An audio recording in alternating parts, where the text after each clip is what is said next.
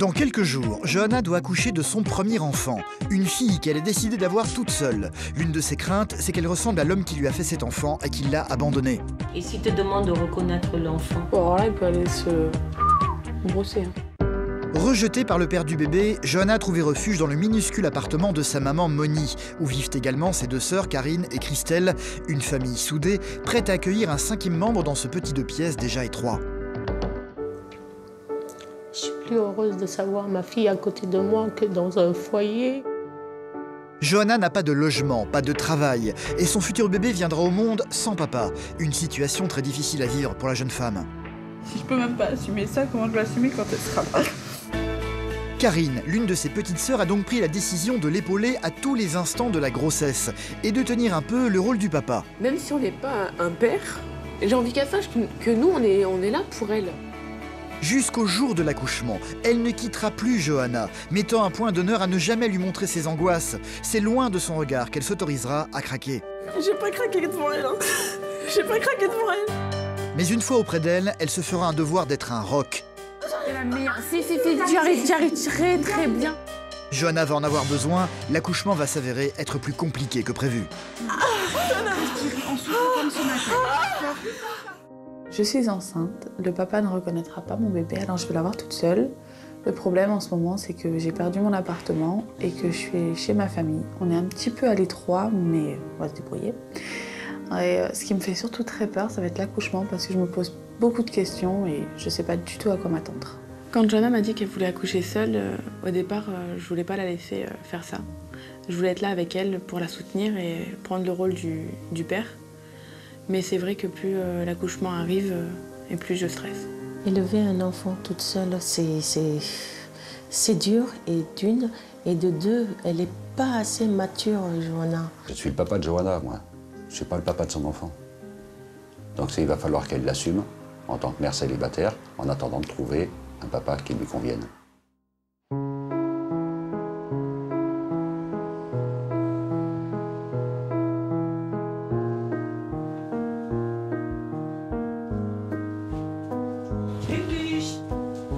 Oh, c'est l'heure de manger.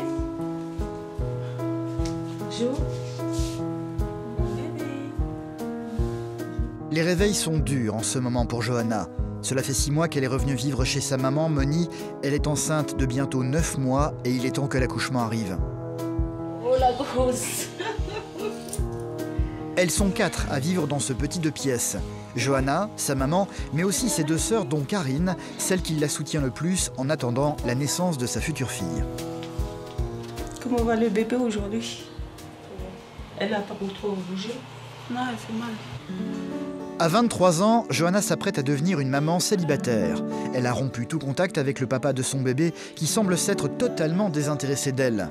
Sans emploi et sans domicile, c'est ici qu'elle a trouvé refuge auprès de sa famille.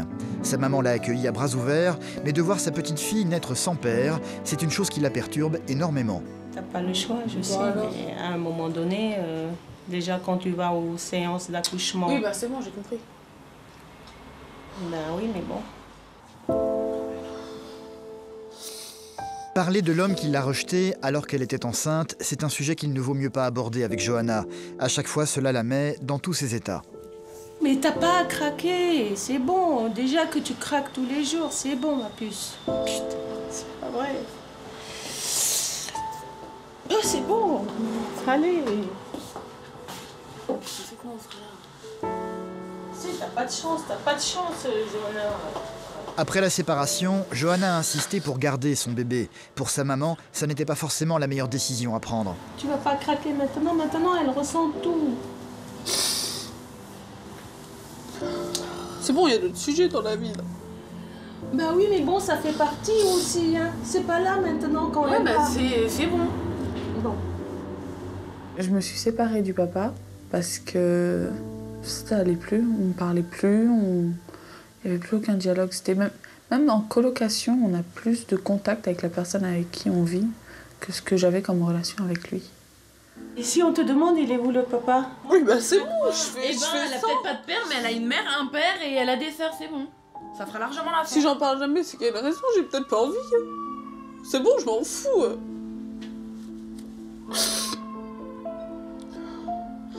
Putain, ça fait 9 mois que je fais avec, bah arrête d'en parler, c'est pas la peine.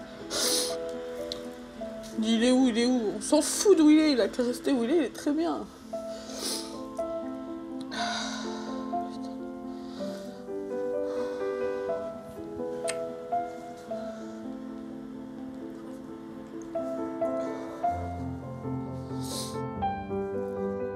Elle est tombée enceinte, j'ai pas accepté du tout. Au début de sa grossesse, j'ai pas accepté. Bon, maintenant, bon, j'ai respecté son choix. Ce qui s'est passé, c'est qu'il y a déjà quelques années, j'étais tombée enceinte. Il y a 17 ans. Je suis tombée enceinte et j'ai avorté une fois. Ensuite, je suis retombée enceinte et j'ai eu une fausse couche. Et j'ai dit la prochaine fois, voulu ou pas voulu, c'est quelque chose qui me travaille. Je préfère avoir un enfant. Tiens, tu vas lui ranger ses affaires là où tu peux. Et ça, elle on va laisse pas se la plaindre. place à- Elle va râler. Oh, attends. Une étagère pour Johanna et une étagère pour le bébé. Non, il y en a assez. Et le reste, on les mettra sous le lit. Dans la valise. On n'a pas le choix. Pour pouvoir vivre aussi nombreuses dans cet appartement, l'unique chambre a été aménagée avec une mezzanine. En haut, c'est le domaine réservé des deux sœurs de Johanna. Mais comment vont-elles s'organiser pour pouvoir vivre ici avec un bébé en plus d'ici quelques jours? Une fois de plus, Moni semble avoir réponse à tout. Écoute-moi, laisse-moi finir. Tu auras le couffin là. Oui. Tu as un peu d'espace là. Oui. Toi, ça va être ça pour toi. Et puis ça pour elle. Oui. Le couffin va prendre là. Et puis là, tu peux lui ranger un peu de linge, les couches, le lait. Mais n'importe quoi. Bah, où tu vas les mettre? Mais je les pose là-haut. La maman de Johanna dormira, elle, dans le canapé-lit du salon. Même si au départ elle était contre cette grossesse, elle n'a pas hésité une seule seconde à accueillir sa fille chez elle pour le plus grand soulagement de Johanna. Ce dont j'ai besoin de ma mère, c'est qu'elle soit le filet de sécurité. Je saute, et si ça s'ouvre pas, qu'elle me rattrape. C'est tout bête. Elle m'a dit, maman, si encore c'est un surplus que je suis chez toi, et puis plus le bébé, tu me dis, j'irai dans le foyer des jeunes mamans, c'est pas grave. Je dis, jamais tu iras dans un foyer. Je suis là. Je pourrais pas. L'important pour tout le monde désormais, c'est d'accueillir le futur bébé dans les meilleures conditions possibles. Une petite fille qui a déjà dévoilé une partie de son visage lors des échographies.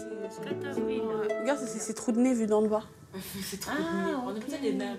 Les narines, ouais. Regarde, là, elle a la même bouche que Johanna. C'est mignon comme tout. Celle-là, elle a moins de nez écrasé, je trouve. Ouais. Et là, elle a ton nez, Johanna, mon nez mélangé, ça fait moche. Hein. Ça fait une petite Donc, ça va être un beau bébé. Non, elle a une petite ton patate. nez. La seule crainte de Johanna, c'est de retrouver dans le visage de sa fille les traits de l'homme qui l'a rejetée alors qu'elle était déjà enceinte. Bah, quand je vois ça, elle ne ressemble Non, pas. bah Hein. si elle a le... Elle a un nez en carré. patate et ma bouche. Bah t'es belle, t'es mignonne. Ouais. Après, si elle prend juste la couleur de ses yeux, ça me gêne pas. Il avait des jolis yeux. Il avait des beaux yeux. Ouais. T'as pas spécialement... Ah, même pas du tout en fait. Ça m'arrange, ouais. Mais c'est son père quand même. Oui, bah ça, j'avais... ça je le sais c'est bien. une partie de- Non, c'est même pas le père, c'est le géniteur. Nuance. Géniteur. Quand tu plantes ta graine et tu t'en vas, c'est des C'est géniteur. J'appréhende le fait qu'elle soit marquée, qu'elle ait trop les traits du père, en fait. C'est quelque chose que je pourrais pas supporter. Le revoir à chaque fois que je la regarderai, je pourrais pas. Si elle lui ressemble trop, je suis même pas sûre de vouloir la prendre dans mes bras, quoi. C'est dur, hein. C'est dur à dire, mais c'est vrai. Et il cherche même pas à avoir de nouvelles. C'est encore, il s'en soucie un minimum, quoi. Mais tu lui avais dit que tu le gardais. Ouais, je lui ai dit que je lui redonnerais les nouvelles en novembre. Quand elle serait là, donc oui, il le garde. Elle lui a- Non, mais je lui ai envoyé, je le garde. Et il t'a pas répondu. Non. Et si maintenant, Ouais. il sait que t'as accouché Ouais. et il te demande de voir le bébé, quelle est ta réaction? Ah, mais il a le droit de le voir, hein. Ah, tu le vois, y a pas de problème, hein. Ça reste ton bébé. C'est toi qui l'as mis en route, hein. Oui, d'accord. Ouais, tu le Et- vois. oui. Mais c'est tout, tu le vois, point. Et s'il te demande de reconnaître l'enfant? Bon, alors là, il peut aller se brosser. Ah ouais? Et Ouais. pourquoi? Et tu crois pas qu'avec Pourquoi un bébé, peut-être qu'il va changer? Non. Non. Ah non, bah, de toute façon, j'ai pas envie qu'il change, j'ai pas envie qu'il revienne. Non, bah vous non. n'êtes pas deux contre lui. Attends, Bah si. Bah, c'est même pas une question de solidarité, c'est une question... Logique. C'est pas... Ah bah tiens, alors dans ce cas-là, pendant 10 ans, là, il va continuer à faire sa vie de couillon, et après il va se ramener, ah bah tiens, bah en fait j'ai pas trouvé de meuf, j'ai pas réussi à faire de gosse, bah je sais que j'en ai un quelque part, je vais aller le reconnaître. Non, vous reconnaître, il manquerait plus que ça, tiens. Je fais tout le boulot, je me débrouille toute seule pendant la grossesse, et après il vient faire comme une fleur, là. Ouh, salut, c'est moi, je suis le papa. Il manquerait plus que ça, tiens. T'arrives comme une fleur. Il manquerait plus que ça. Non mais je rêve. À défaut d'avoir un papa, le futur bébé aura une grand-mère et des tantes, en particulier Karine. C'est elle qui sera présente à ses côtés le jour de l'accouchement, c'est donc elle qui l'accompagne à chaque fois lors des cours de préparation. Bonjour, je suis Jasmine, la sage-femme. Enchantée, Johanna. Dans la salle, Johanna va se retrouver à s'asseoir à côté d'autres futures mamans accompagnées de leur mari ou de leur compagnon. Elle, c'est avec sa sœur qu'elle va suivre le cours. Même si elle est contente que Karine soit là, elle aurait préféré que les choses se passent différemment. Ça va aller. Ah, c'est horrible. Aller au cours de préparation à la naissance et que voir celles qui viennent avec le papa et que moi je viens avec ma petite sœur.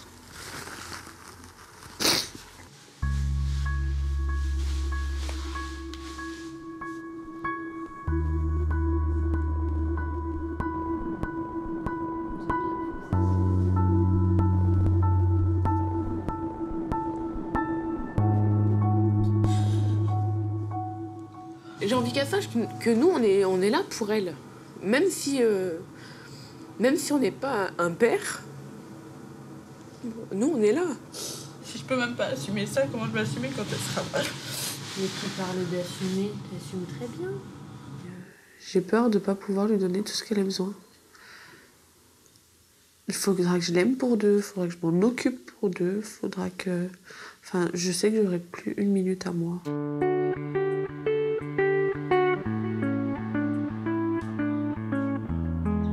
La plus jeune de ses sœurs, Christelle, vient de rentrer du lycée. Ce soir, toute la famille va se retrouver dans leur petit appartement. Elles le savent toutes, le bébé peut arriver à tout moment désormais. Elle s'apprête donc à passer une nouvelle nuit, prête à emmener en urgence Johanna à l'hôpital à la moindre contraction.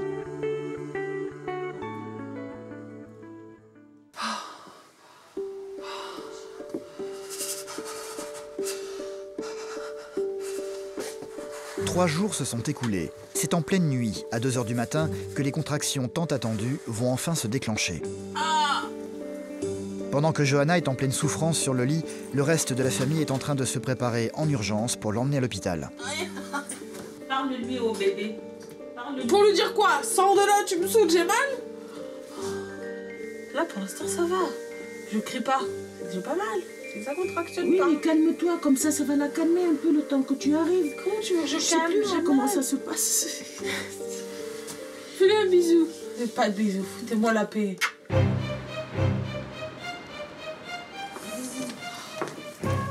Vous allez où là? Il est marqué gynéco, obstétrique là. Une demi-heure plus tard, elles vont se retrouver dans les couloirs déserts de l'hôpital. Moi non plus. Je suis les étiquettes. C'est par là-bas, c'est à droite. Et il y a une porte, tu sonnes. De toute façon, elle n'a pas perdu les os. Encore heureux, j'aurais plus là.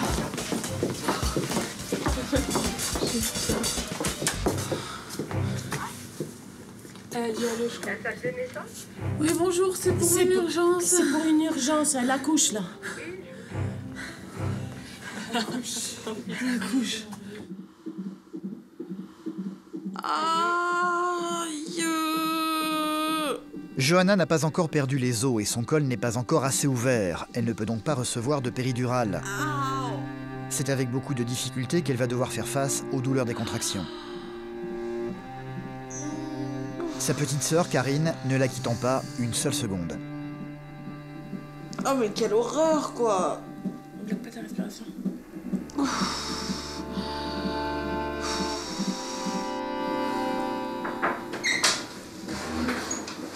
Bonsoir. C'est un petit garçon, une petite fille? Une fille. Ah, je fais que des filles ce soir. Elle s'appelle comment? Eliana. Eliana. Ouais. C'est très joli. Là, pour l'instant, de toute façon, on ne peut pas poser de péridurale. C'est beaucoup trop tôt, d'accord? C'est pas encore le moment. Pour moi, vous n'êtes pas encore en travail.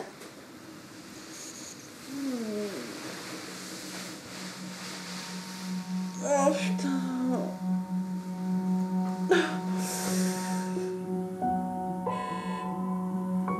Difficile pour Karine de voir sa sœur dans cet état.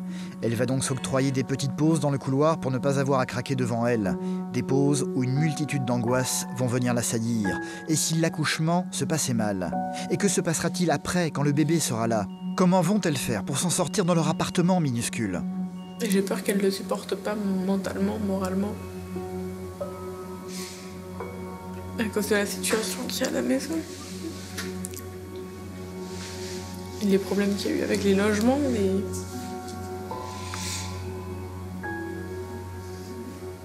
Le fait qu'on n'ait pas de place, qu'on sache pas ce qui va se passer.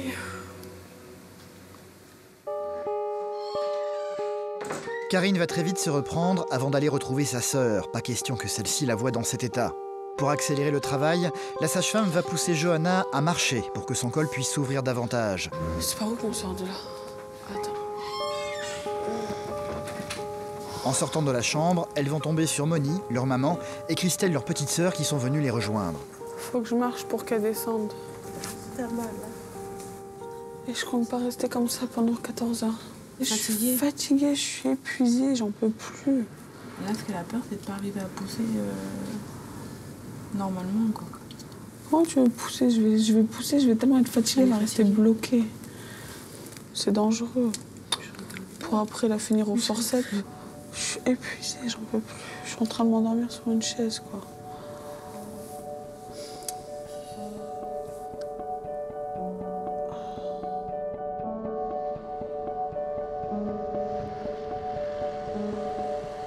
Le soleil s'est levé sur Nice et le bébé n'est toujours pas venu au monde.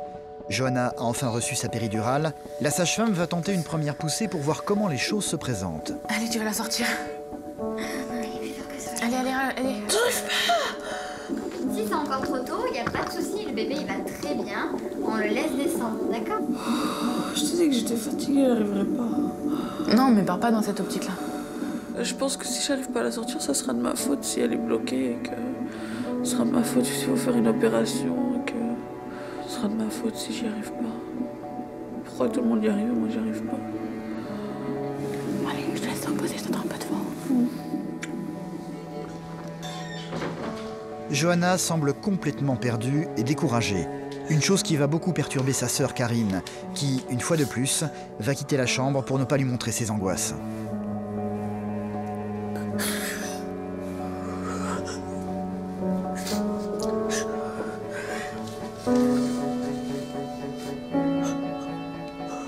Je voudrais pouvoir prendre sa souffrance, même pour la soulager, ce ne reste qu'une heure, pouvoir souffrir à sa place, parce que c'est invivable. Et pourtant, je peux pas. Tout ce que je peux faire, c'est la regarder dans cet état. Et j'en pouvais plus avec la fatigue et tout ça. J'étais obligée de craquer. Frédéric, le papa de Johanna et Karine, va faire son arrivée quelques minutes plus tard. Il ne vit plus avec eux, ayant divorcé de leur maman Moni, ce qui ne les empêche pas d'avoir encore de très bonnes relations. Un papa lui aussi très inquiet pour ses filles. C'est l'angoisse du bébé qui doit arriver en bonne santé. C'est l'angoisse que Johanna, c'est son premier enfant. Et comment elle va le supporter, comment elle va le gérer. Sa sœur qui l'accompagne, comment elle va le gérer. Est-ce qu'elle va pas craquer? Est-ce qu'elle va tenir jusqu'au bout? Karine n'arrive pas à trouver la force de retourner dans la chambre auprès de sa sœur. Elle va donc quitter le couloir des salles de naissance pour aller trouver refuge auprès de son père. S'il te plaît, mets-moi une grande claque dans la gueule. Qu'est-ce qu'il y a, chérie? Allez. Ça y est, c'est fait. Qu'est-ce qu'il y a? Elle y est, mais elle n'arrive pas à pousser. Ils vont essayer de la faire attendre et là, elle attend. J'ai l'impression de réussir à rien. Là, j'ai pas craqué devant elle. Hein. J'ai pas craqué devant elle. Allez, reprends-toi. Reprends-toi. T'es fatigué, toi aussi. Et je vais y retourner, je vais réussir et je vais l'aider. Tu veux que je rentre? Non, non, non, tu peux pas. C'est qu'une seule personne. Bois un coup d'eau, tu retournes et je suis derrière toi. Oui. Okay. Tiens, bois un coup. Tu retournes la tête, tu regardes dans le rétro, tu me verras derrière. Ok? Karine va sécher ses larmes et retourner dans la chambre auprès de Johanna en affichant un visage rassurant. Cette dernière va en avoir besoin, le bébé arrive enfin. Non, regardez-la, regardez-la. Allez, allez, allez, allez, allez, allez, allez, allez, allez. Ouais, ça c'est super. Comme quand tu m'engueules. Super. Allez, encore. Encore. Allez, lâchez-vous. Vas-y, vas-y, mais t'as le droit de crier, t'as le droit de pleurer, t'as le droit de mordre. Allez. Putain, allez, allez, allez, allez. Il n'y a que toi pour le faire. T'es la meilleure. Si, tu arrives très très bien. Tu arrives très très bien. Allez, doucement. Si, tu vas y arriver. Elle va sortir parce que t'es la meilleure. T'as toujours réussi. Tu te fixes un but. Tu y arrives. Allez. Allez. Allez. Pousse. En souffle comme ce matin. Regardez-moi.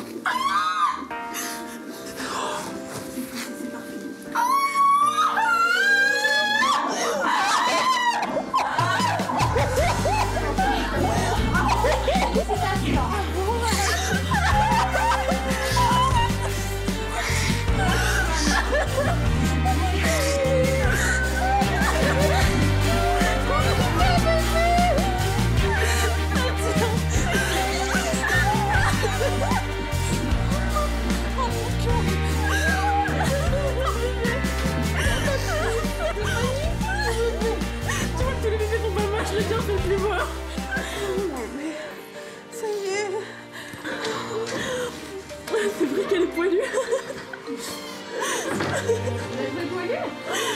Mon cœur. Oh, mon bébé d'amour. Elle est là. Et Yana. Ma princesse. Quand je me dis que j'ai pu penser à pas la vouloir, c'est pas possible.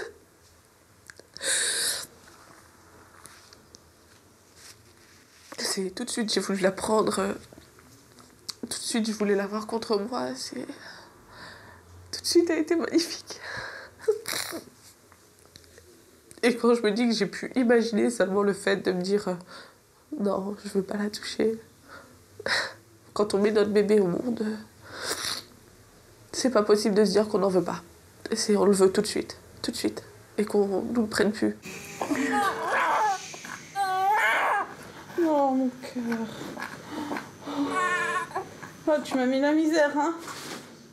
Je l'ai vu passer de l'intérieur à l'extérieur. J'ai vu ses premières secondes de respiration. Et quand ils ont posé Eliana, ma nièce, sur le ventre de ma sœur, c'était juste magnifique parce que elle a craqué et elle s'est rendue compte, c'est mon bébé, c'est ma fille, c'est ma princesse, elle est là. Et tu vois, t'avais pas besoin d'avoir toute peur. Elle fait un bébé toute seule. Elle fait un bébé toute seule.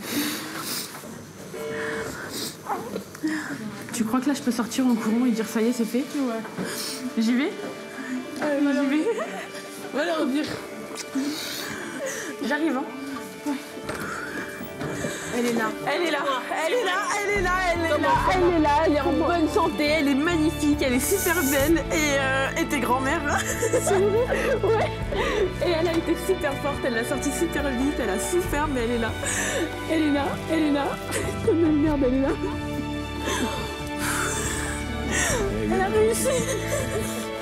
Oh, on est tata.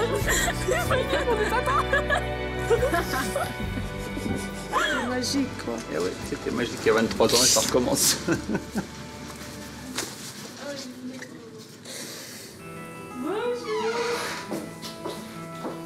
Sans plus attendre, ils vont tous se précipiter dans la chambre pour découvrir le nouveau membre de la famille.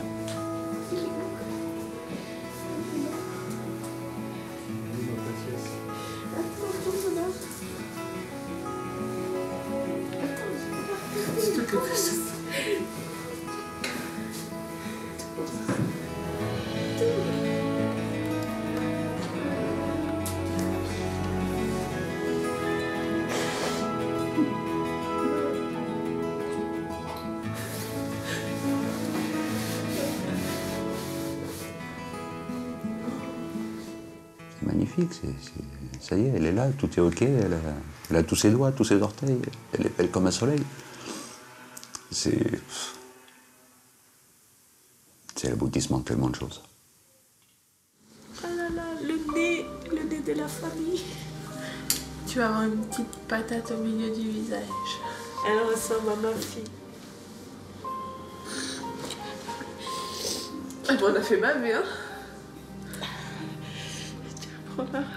Allez, papy. Tu veux la prendre? Quelle question. Allez, papy. Doucement.